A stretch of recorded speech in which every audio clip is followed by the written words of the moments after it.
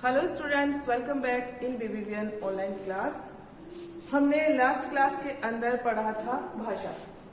भाषा क्या होती है हमने पढ़ा था, और भारत के अंदर हिंदी भाषा को मान्यता प्राप्त है। हिंदी भाषा को 14 सितंबर 1949 को राजभाषा हमारे संविधान में घोषित किया गया था, और भारत के संविधान में 22 भाषाओं को मान्यता प्राप्त है। आज हम पढ़ेंगे लिपि। लिपि किसे कहते हैं? भाषा के बाद में क्या आती है? लिपि। अब देखिए लिपि किसे कहते हैं। लिखने का जो ढंग होता है, लिखने का जो तरीका होता है, उसी को हम क्या कहते हैं? लिपि कहते हैं। यहाँ पे लिपि की परिभाषा है, ध्वनियों को लिखने के लिए जिन चिन्हों का प्रयोग किया जाता है। चिन्ह कौन से होते हैं? जैसे क है, तय है, ये चिन्ह है, एक ही मात्रा है, इन्हीं को हम क्या कहते हैं? चिन्ह कहते हैं। इन्हीं को हम क्या कहते हैं? ध्वनियां कहते हैं। तो ध्वनियों को लिखने के लिए जिन चिन्हों का प्रयोग किया जाता है उसे लिपि कहते हैं। ओके, तो आपको ये परिभाषा रटनी नहीं है, सिर्फ समझनी है। आप इसकी परिभाषा ये भी लिख सकते हो कि लिखने के ढंग को लिपि कहते हैं, लिखने के तरीके को हम लिपि कहते हैं। और ये वाली परिभाषा भी लिख सकते हैं कि ध्वनियों को लिखने के लिए जिन चिन्हों का प्रयोग किया जाता है उसे हम क्या कहते हैं? लिपि कहते हैं। तो आपकी कोई भी परिभाषा गलत नहीं होगी।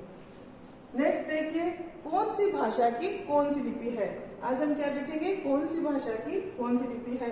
अब हमको भाषाओं का पता है, हिंदी है, संस्कृत है, अंग्रेजी है, उर्दू है, और भी बहुत सी भाषाएं हैं, लेकिन उनको कौन सी भाषा को कौन सी लिपि में लिखा जाता है ये हम समझेंगे आज। हिंदी की लिपि कौन सी है ये आपको पता ही है। हिंदी की कौन सी लिपि है? देवनागरी लिपि, क्योंकि लास्ट ईयर भी आपने पढ़ा था कि हिंदी की लिपि कौन सी है? देवनागरी। ठीक है, उसी तरह संस्कृत भी उसी लिपि में लिखी जाती है। हम लिखते हैं, संस्कृत भी लिखते हैं, हिंदी भी लिखते हैं, वही लिपि है, सिर्फ कुछ चीजें चेंज होती है, लेकिन लिपि वही है। तो हिंदी संस्कृत की लिपि भी कौन सी है? देवनागरी ही है। ठीक है, इसी तरह उर्दू भाषा की लिपि कौन सी है? फारसी लिपि। उर्दू भाषा कौन सी लिपि में लिखी जाती है? फारसी लिपि में। बांग्ला की बांग्ला भाषा है, और उसकी लिपि भी कौन सी है? बांग्ला ही है। ठीक है, और इसी तरह देखिए पंजाबी भाषा की गुरमुखी लिपि है। पंजाबी भाषा की लिपि कौन सी है? गुरमुखी। और गुजराती भाषा की लिपि कौन सी है? गुजराती।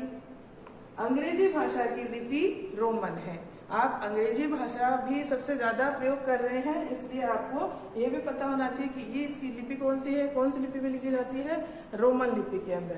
तो आपको स्टूडेंट्स ये परिभाषा याद करनी है, अपनी उत्तर पुस्तिका में लिखनी है, और उसके बाद में मैंने बहुत ही महत्वपूर्ण जो भाषाएं हैं उन्हीं की लिपि लिखाई है, सबकी नहीं लिखाई है। आपको 22 भाषाओं की नहीं लिखाई है। जो महत्वपूर्ण है उनकी तो आप इनको अपनी उत्तर पुस्तिका में लिखेंगे भी, और इनको याद भी करेंगे, और इनमें से ही आपके प्रश्न आगे आएंगे।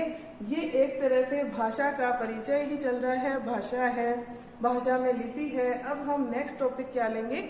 व्याकरण का।